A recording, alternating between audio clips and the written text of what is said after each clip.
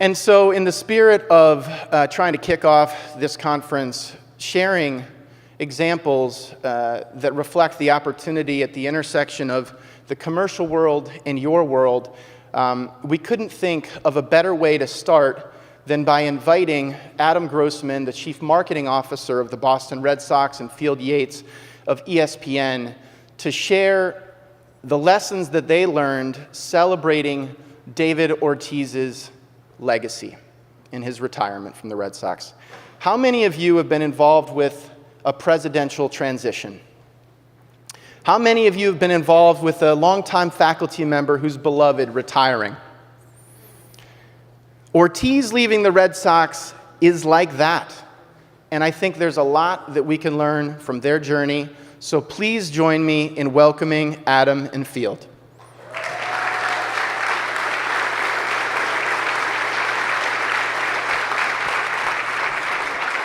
Thank you for being here. Thank you so much. Of course. Thank you for being here. Of course. You have a preference of side? Your call. Okay. This is on, right? I think Do I need to scream, or is this on? This is on.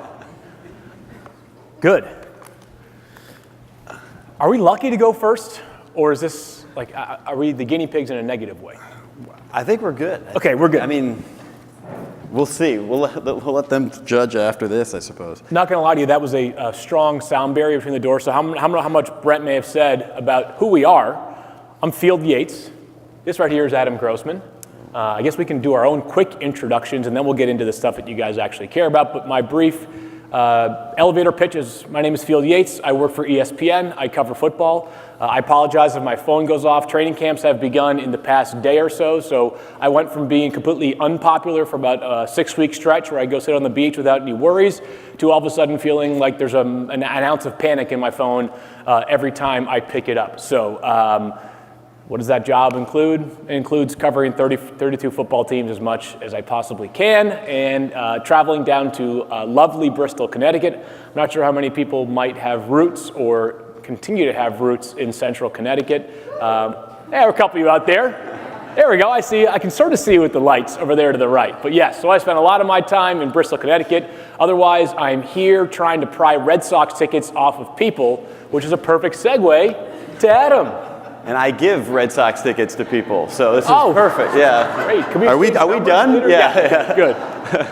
I'm Adam Grossman. I'm the Chief Marketing Officer for the Red Sox. I've been here pretty much for 15 years. I was with the Red Sox from 2002 to 2009. I took a slight sabbatical to Miami and worked for the Dolphins for 3 years, 20 wins. Not enough, and then I came back and started back here in 2012. But I'm from Cleveland originally, so I'm sure the Browns. You got some Cleveland people too?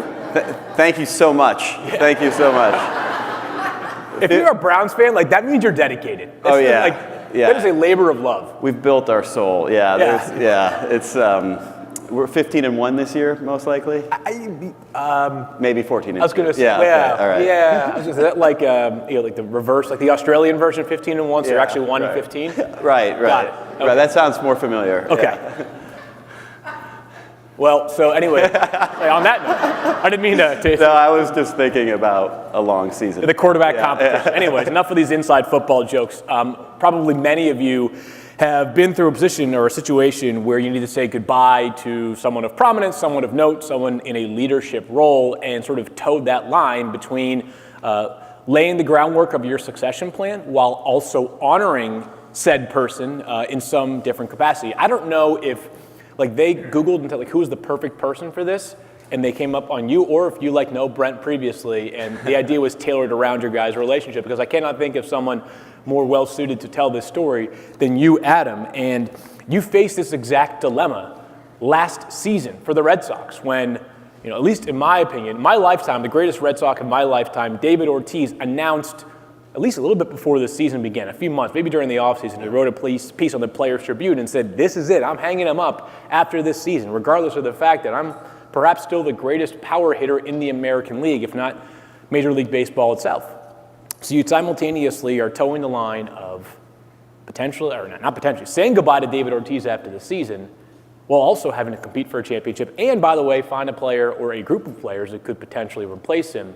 So you actually submitted this perfect video, which I think will tell the story much better than I can. Perfect. Let's play it.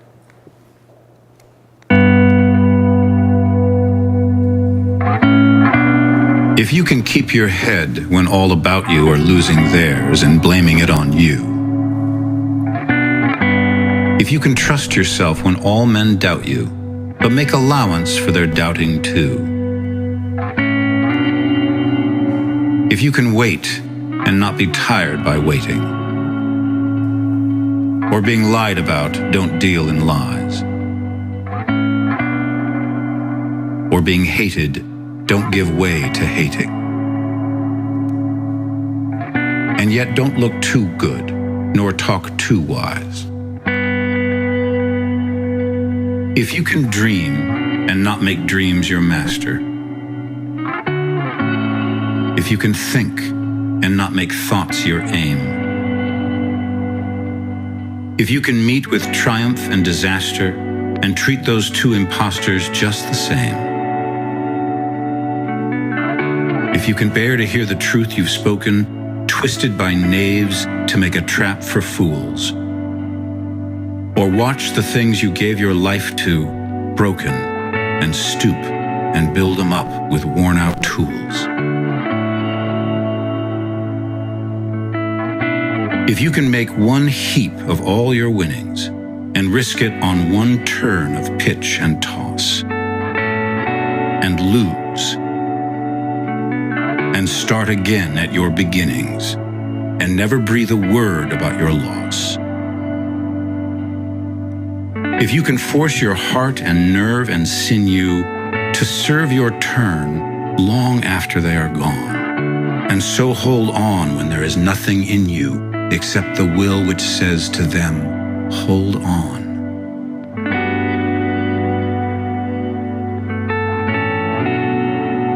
If you can talk with crowds and keep your virtue, or walk with kings nor lose the common touch.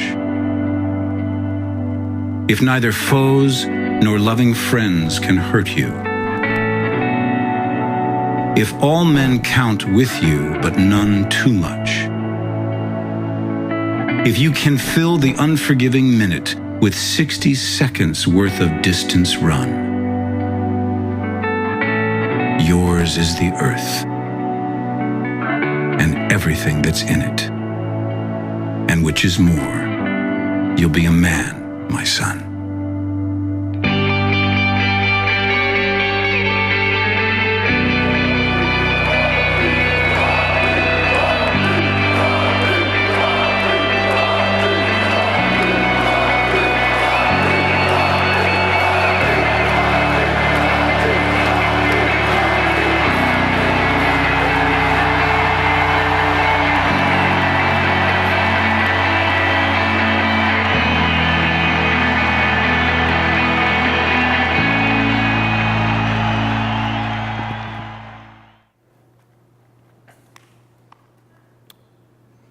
You guys are the ones that have the goosebumps, not me.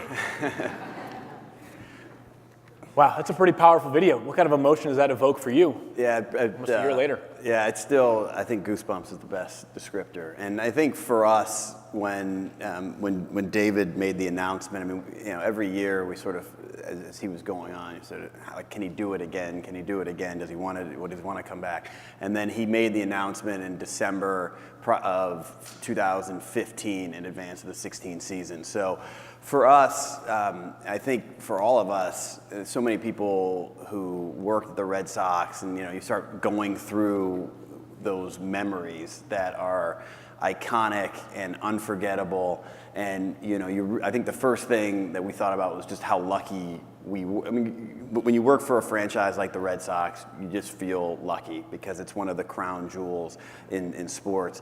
To work for this franchise during a time when the great Ortiz was here, came every day and really became the face of the franchise.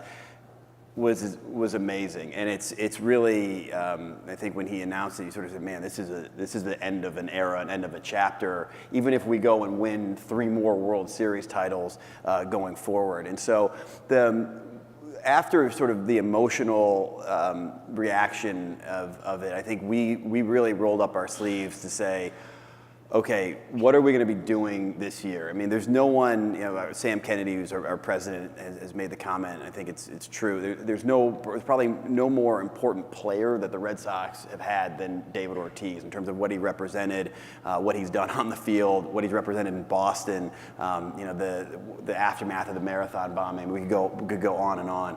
So, but we always thought that the best send-off for Ortiz that he would want and that we would want and the team would want is a World Series championship. And so I think when we tried to again roll up our sleeves and talk about what we were going to do going forward for 2016, we sort of had this theme about an appropriate celebration, and the appropriate sort of being the underlying adjective there, just because he is absolutely in 2016 going to be a huge part of the story, the last season of Ortiz, but we have a season to play and we've got a championship that we hope to win, and that's what he would want to do. So sort of how do you balance that with making sure that he doesn't become the whole story, which he wouldn't want anyway, but just as part of it. And again, we were going in with a young core of a team with Betts and Bogarts and Bradley, and we had just signed David Price and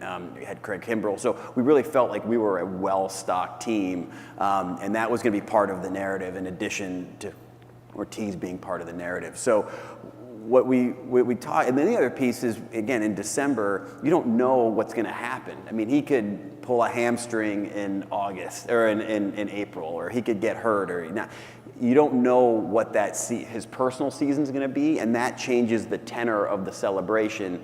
In the same way with the team performance. I mean, if we're 30 games out at the All-Star break, we may celebrate him earlier. We may celebrate him for the second half of the season. But if we're in the postseason or we're making a run, you've got to be nimble enough and versatile enough to kind of figure out what's appropriate and when is appropriate. So let's just sort of think on a macro level then. How do you convey the message of celebrating, again, what I would call the greatest Red Sox of my lifetime, and probably many of the lifetimes of the people that are actually going to be in the stands at Fenway Park for 81 nights a year, while also maintaining the goal that 24 other players on the active roster share, which is competing. As much as they all have great reverence for David Ortiz, no different than, in higher education, if a position of leadership is someone stepping down, you might have the rest of the staff.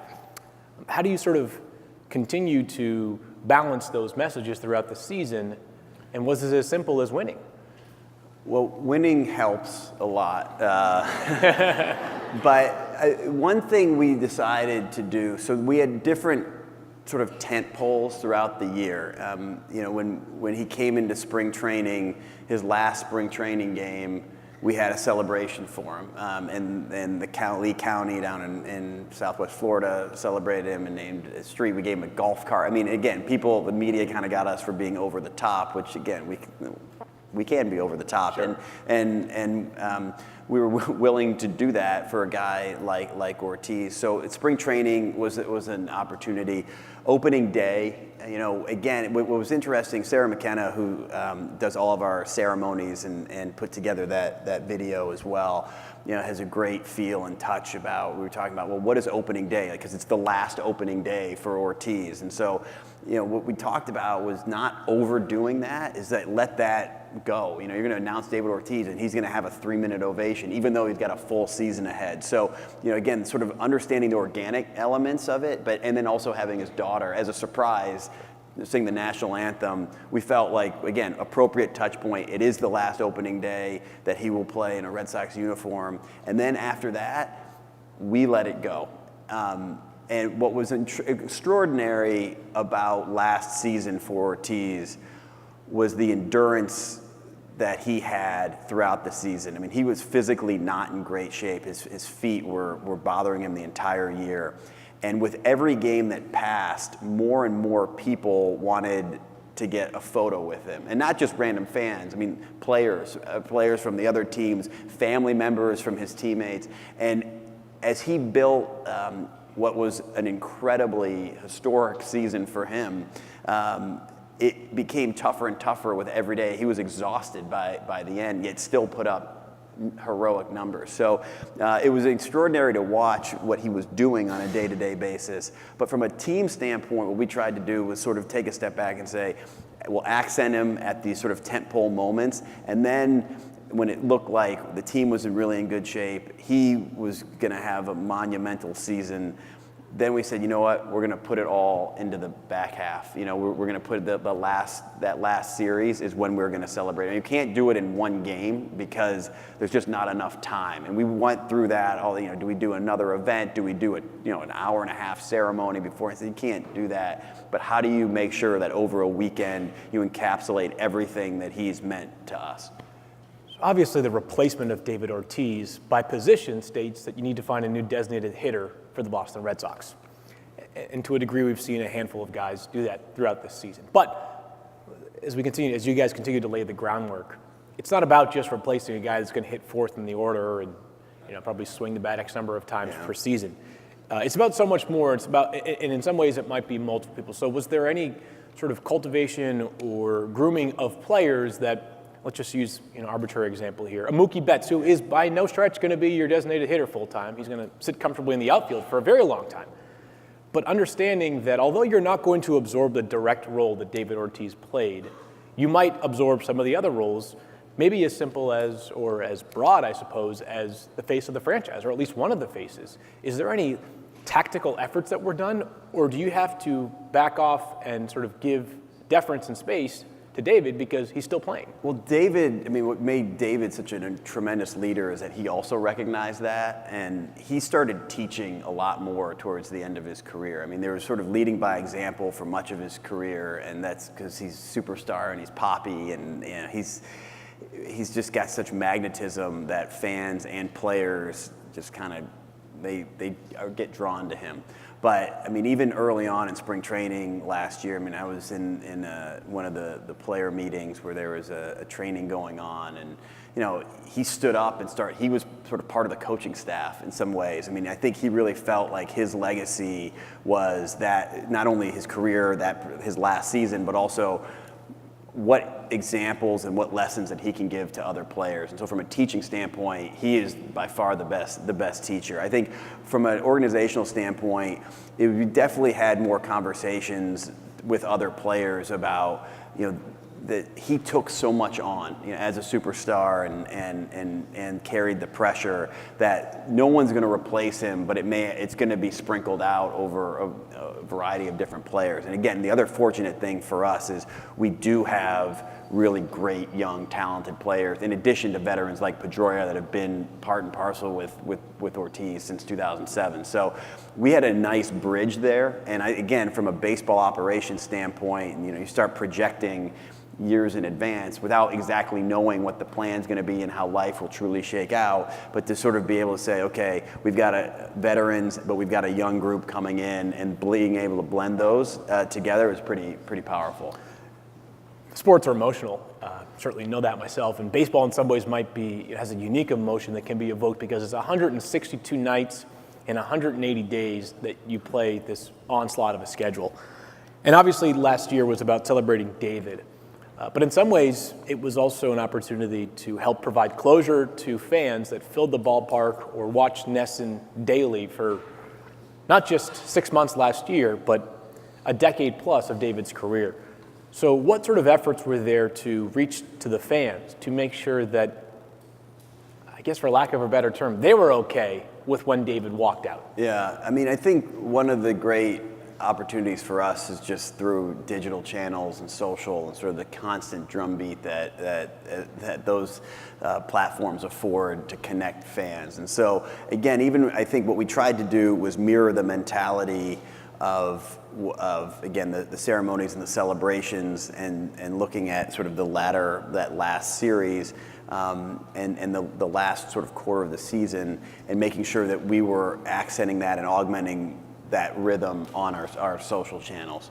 So, I mean, in terms of highlights and iconic moments and the 34 greatest moments, and sort of just looking at all of his, his career in the community and on the field. I mean, those are the things that we tried to do to make sure, again, what we try to do as an organization is take the core of what it is. Okay, we're celebrating David Ortiz, and then we sort of, as the hub, and look at all the spokes and all the opportunities that we have to augment that and augment that mentality. So that's what we've tried to do. And then we also did something, I think, kind of unique, which was at the end of the season. We thought we had this band of 3 games as the final series for Ortiz, and one sort of little thing that we did, but thought it said a little bit different, was you've got 38,000 people that come to those games, so roughly 120,000 people. But there are millions of Ortiz fans, especially around Boston, and also sort of what he meant to the city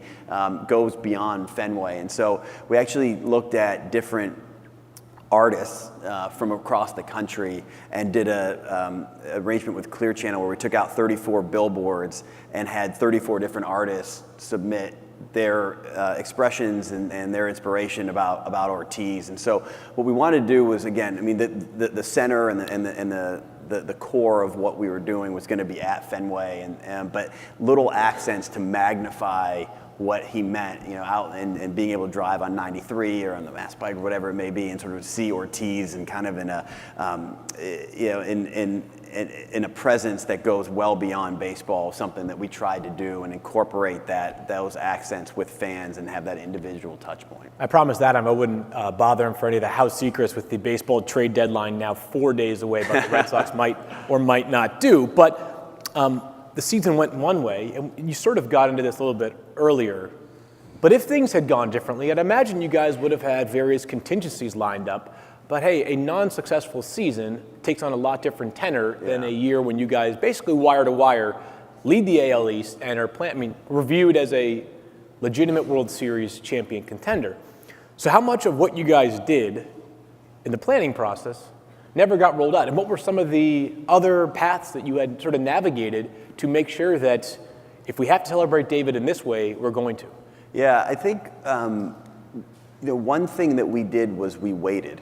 And I think there's a compulsion to act and to plan and to get it all on paper and say, okay, this is our nice little box of a plan that we will have on April 1st, and this is exactly what we're going to roll out for the rest of the year. And I think it was, and that is actually, I talked about Sarah before. I mean, that's sort of my mentality of let's get as much together as possible. And her point was you just have to let it breathe and let it wait and sort of see how these things play out. And it was definitely the right approach. But I think the process and having the conversation, and sort of being on your toes and sort of saying, okay, we know there are something, we know at the end of the season there's going to be something huge. What that will look like, what it's going to be, who knows? But we start building out campaigns and videos and ceremonies, and again, we may move it up a couple weeks depending on what happens, or we may have to put it at the end. And even just the idea that how long ceremonies go at the end of a season when those games are really meaningful also provides a little bit of,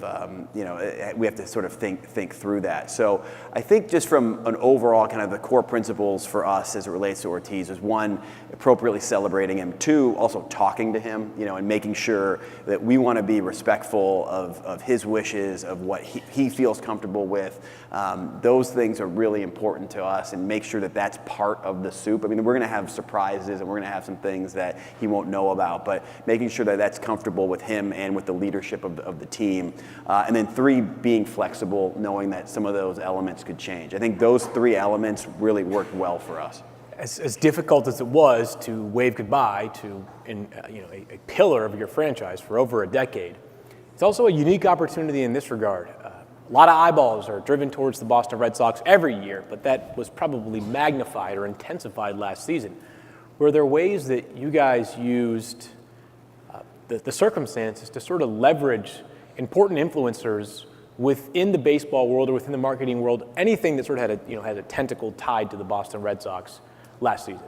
Yeah, I mean, there was certainly an outpouring of support with celebrities, and we tried, especially towards the end of the season, we wanted to make sure, similar to sort of that mentality of those billboards, that the people that he touched from a community standpoint, that story was on display, because I don't think people always get what he did on a daily basis and the lives that he impacted. So we wanted to make community, we did the celebration on a Friday, Saturday, Sunday. On the Friday, it was really about community and his community impact. Saturday was about his legacy on Boston sports. And so what was really amazing is that the entire Celtics team came to support him because they felt, sort of like what you were saying, he's a part of history, he's part of the Boston Pantheon now, the sports pantheon, and the kind of the Mount Rushmore.